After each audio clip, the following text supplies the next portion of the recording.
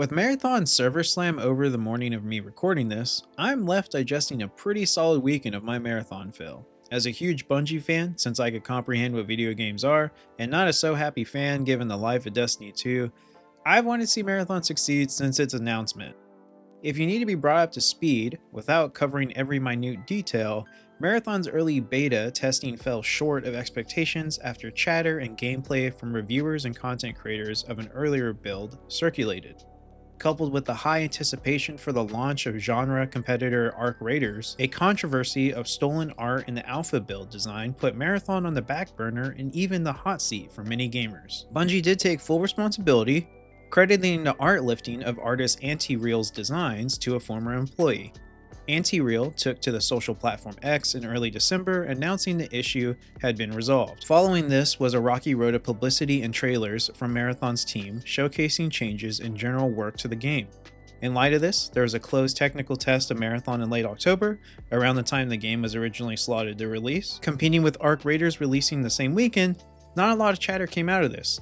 I did partake in the closed alpha test and this weekend's Server Slam.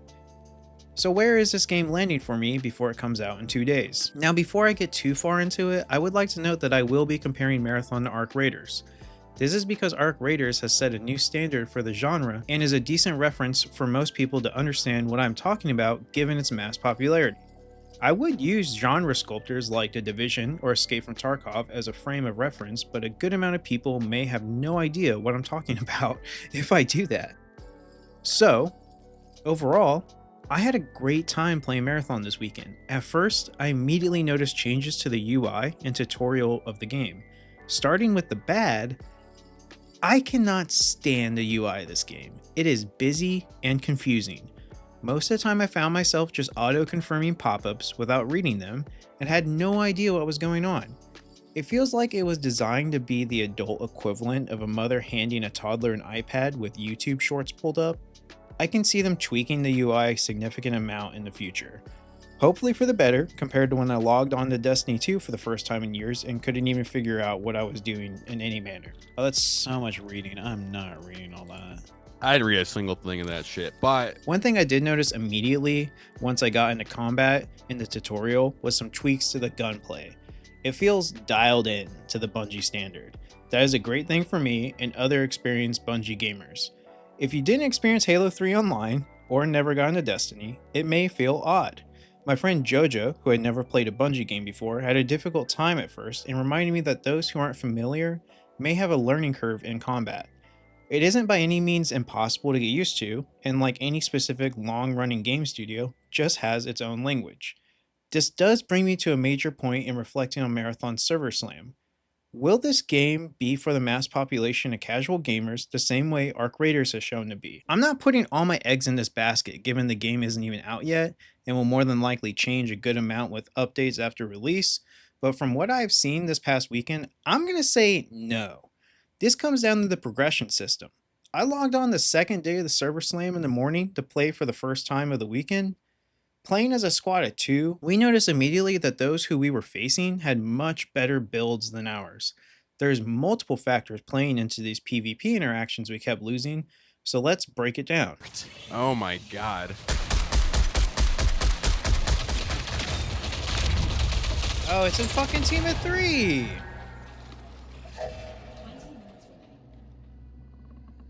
That's so fucked up. First and foremost, I was at the time playing with my friend Jojo, who again was basically learning a new video game language.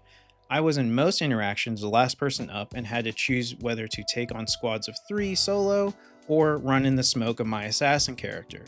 That brings me to point number 2. Similar to Arc Raiders at release, we as a duo kept getting thrown in the lobbies full of trios.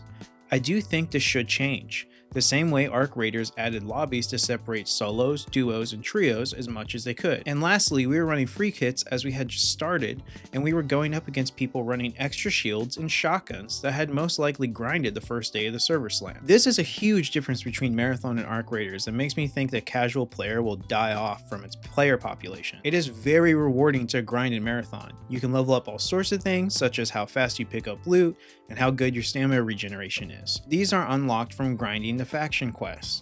You can also only work on one quest at a time, which elongates the process. In addition to this, running the free kits in Marathon isn't quite like running a kit in Arc Raiders. It is much harder to avoid PvE interactions, especially while running quests, so expect to use your ammo. I found myself running out of ammo quite a bit with a free kit, despite its equipped ammo box. Okay. I don't know what that does. So what is that? Don't know. I press G? Oh, is that an ammo box? Oh, it's an ammo crate. Oh shit, I didn't even know we had this. What the fuck? After killing a handful of NPCs, it does seem quite easy to find a new gun with a different ammo type.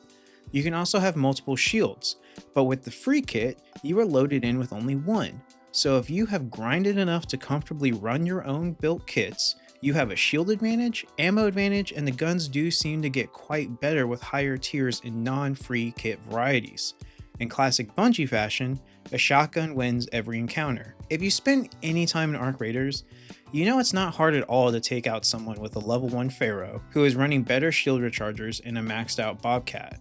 Of course, the player running better heals and better weapons still has an advantage, but it is pretty known at this point in Arc Raiders that some of the best guns in the game are low tier and easy to obtain. Now, while in comparison to Arc Raiders, these aspects may sound like bad things, I actually think they are the opposite.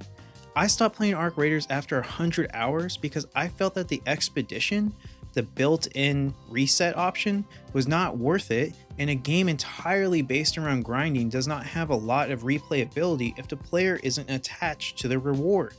Now let's put Arc Raiders off to the side and think about Marathon as a game in a world where it is the only new major extraction shooter in its current state. I love it. I enjoyed playing with the different classes, what they are referring to as shells. I mostly played as an assassin and I loved going invisible, even if it was to whimper away like an injured dog from a firefight. The application of the Marathon lore and just the general vibe is sick. I could do with a little less of a giant moth eating a worm thing, but I do appreciate the art style. I think a lot of people will be playing Marathon specifically because of the atmosphere and visual art. Ugh, I hate the fucking moth thing. Come on. I may or may not have referred to it as Roblox Destiny in a Discord server, but I gotta make some jokes sometimes to null the pain of this existence. Existentialism aside, I think that there being a true reward for grinding in an extraction shooter is the key to longevity. This is even more important in Marathon considering that there will be seasonal wipes. Cosmetics and battle pass items will be kept, but your progression will be reset. Perfect. Now I have a goal to achieve in a timeline. I want to be as far in progression as I can in those seasons and experience the reward of my time put into the game. Again, maybe not the most friendly to casual players, as not everybody can play a specific video game often enough to feel the reward of grinding and not get murked by a neckbeard basement dweller. But there is room for casual players. I will say that I hopped on my buddy Cloud Doctor the same evening of playing with JoJo, and despite him not having played at all that weekend, we were easily taking on teams of 3 as a duo. It is worth noting, Cloud Doctor is an experienced Bungie gamer with thousands of hours between the two destinies. A small aspect that I also noticed was that nobody seemed to be using in-game chat. I actually really like this. I do not care for the game of people shouting friendly when I wanted PvP, and then feeling bad about even considering killing someone and taking all their stuff in a PvP game. This isn't to say I dislike this in Arc Raiders. Some of my most memorable runs have been when someone shouted friendly and I decided to give them a chance and then run with them all the way to extraction. In Marathon, however, there seems to be no discussion. Everybody shoots on sight, and if you lose, you lose. Oh, are you down? No. They're down. They're dead.